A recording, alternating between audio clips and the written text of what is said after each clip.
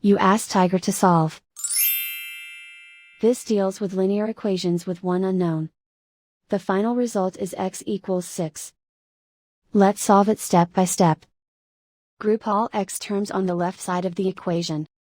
Subtract 7x from both sides.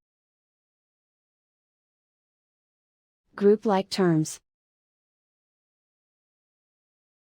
Simplify the arithmetic.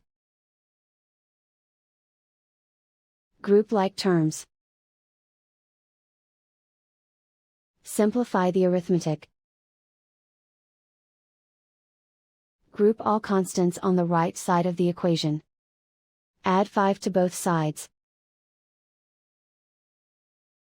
Simplify the arithmetic.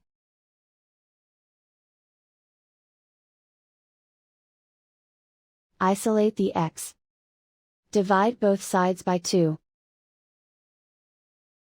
Simplify the fraction. Find the greatest common factor of the numerator and denominator. Factor out and cancel the greatest common factor. And so the final result is x equals 6.